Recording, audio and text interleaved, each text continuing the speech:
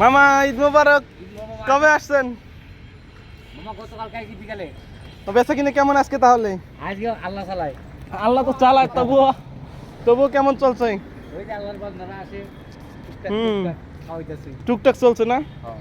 ঈদের আগে তো সেই চলতো, আবার শুরু হবে এই 3-4 দিনের মধ্যে, তাই না? এই সপ্তাহ পরে এই একটা সপ্তাহ যাবে। এখন একটা চুলে চলতেছে, তারপরে চলবে 3টে একসাথে, না 4টে? 3টে ধরাইছেন? বন্ধ আছে। বিকেলে একটু লোক হবে আশা করি। দেখি না আবার কি কোকা খাইয়া আমার ধান রয়েছে না। ধান কাটতে যাবেন? ও ধান তো এখন ছোট, এখন পাকে না একটু। হ্যাঁ ধান তো ছোট। 15 দিন লাগবে পাকতে। ধান বড় হয়ে গেছে। ধান বাড়াইছে, আরো লাগবে 15 দিন 20 দিন লাগবে। ওই চালার মধ্যে ধানের বাজার তো হেভি বসে। বুঝিটা এখন ধান কম মানছে। করা না বেশি। কয় বিঘা দিতেন? আমার অল্প টাকা, এই 20-30 মণ ধান। মানে বাড়ির ভাত চললেই হইলো।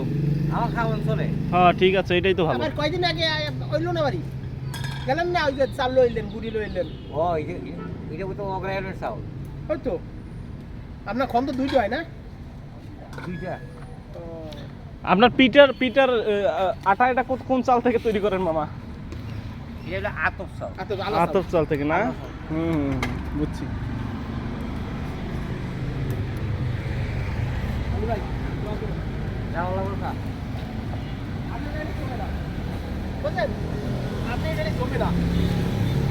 মামুন এলে জমে না, মামুন কাল গেছে বাড়ি। কাল মামুন তো রমজানে খুব করছে। হ্যাঁ এখানে রমজানে গেছে না, ওইসব মোটামুটি পত্তা চালাইয়া। সারা হ্যাঁ হয়। তারপরে আমার কয় বকশিস দেবেন না, দিছি 50টা।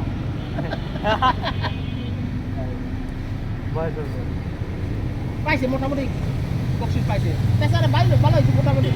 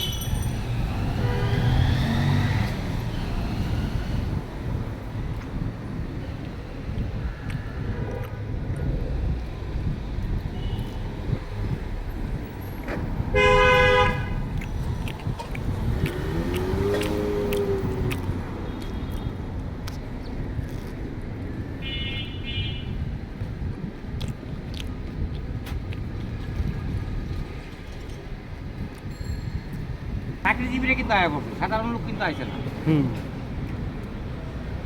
কন্ট্রাকশনের লোকজন এখন আইছে না।